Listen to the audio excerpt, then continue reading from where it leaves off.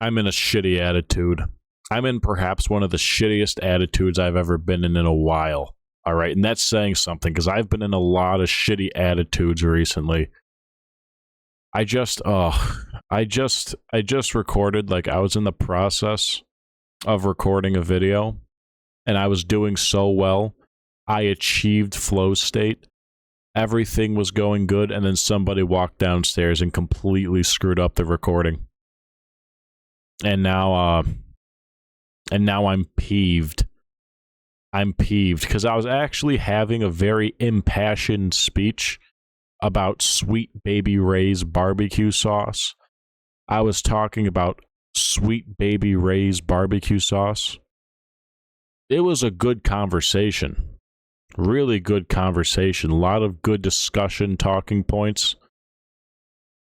And I got fucked. I got fucked. Do you know what it feels like to be fucked? Like I've been fucked.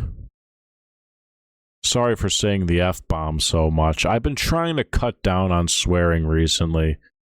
Not like, it's just, I feel like I abuse swearing too much when I speak, you know? It's like saying the word like not like, okay, let me give you an instance, all right? So sophomore year of high school, right? Sophomore year of high school, I had this history teacher. Or should I say the class had two teachers. It had two teachers. One of them was one of the assistant principals of the school, but he was kind of just like he would sit in on the class. He was considered one of the teachers. I don't know if he was one of those autistic teachers. Sometimes they have those stand-in autistic teachers. I don't think he was. Because there was nobody really autistic in that class. Unless he was watching me. Unless he was secretly watching me, I don't know. Like he was hired to watch me because, I don't know, maybe I just had a bad track. Why? I don't know why I'm assuming it's me, all right? Maybe it was someone else. Maybe someone else was autistic. I don't give myself enough credit. But there was this guy in the class. He was the assistant teacher, and one day, the main teacher, he couldn't make it into school. So the assistant teacher, he had to stand up in front of the class, and he had to teach history. And he had to be the worst speaker I have ever seen in my entire life. Every time he'd speak, he would basically follow up every 3 words with the word like he'd go and it was so noticeable. It was so noticeable that it was just like it distracted you from the actual lesson, as if history wasn't boring enough. I'm now being distracted because this guy keeps on throwing uhs, and us. So it was just distracting, a lot of filler words.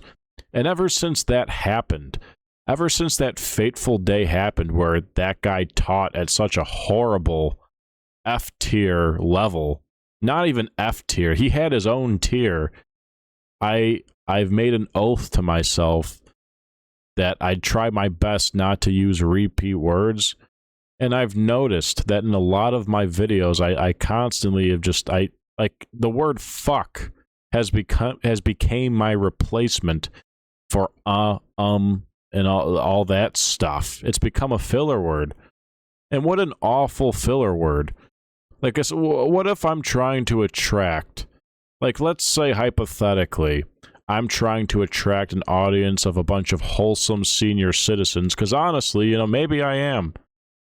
To be honest, they don't seem like the worst kind of audience to have. They'd probably leave the best comments in the world. They'd probably be so happy and cheerful they'd leave the best comments in the world. I'm not going to attract my fantasy fan base of humble, happy senior citizens if I'm using this decrepit language. I can't do that. I can't swear anymore. We are going family friendly. Well, actually, hold on a second, because that doesn't really fit my character too much. Because honestly, I don't like old people.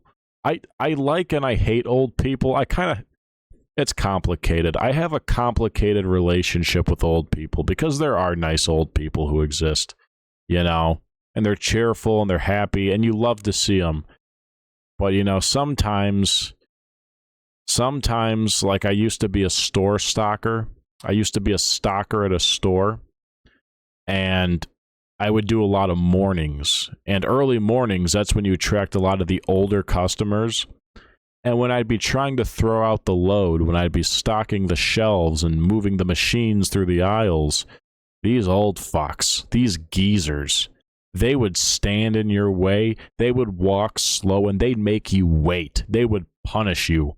It's almost as if, you know, retirement is so boring for them that they get their kicks from making you feel miserable. And also, they'd go up to the cash register when I'm on the register, and they still wouldn't know how to use a credit card or a debit card. They couldn't tap it. They couldn't insert it inside the machine. It's not that hard, people. It's not that complicated. They couldn't do it. You know?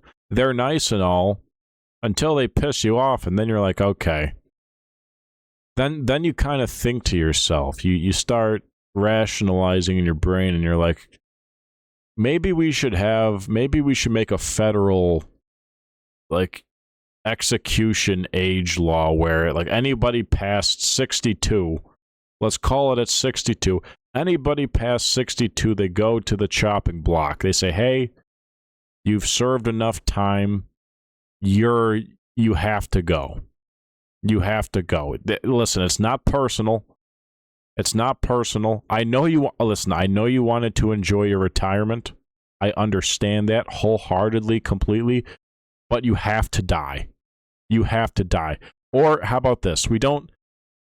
How about we don't make it where you die at 62, but there are a couple past the age of 62, you have to pass a couple of prerequisites. You have to pass your driving test. You have to know how to use a debit card. It's mandatory. You have to know how to, like, insert a debit card, tap a credit card, swipe a debit card. You have to know that shit. You have to pass, you have like physical tests where you have to, like, do 10 push-ups. You have to at least do 10 push-ups. You need to be able to be fast, like complete the mile in under 20 minutes. You have to do 1 mile in under 20 minutes. You have to be able to do 10 push-ups past the age of 62. And you can stay alive. Otherwise,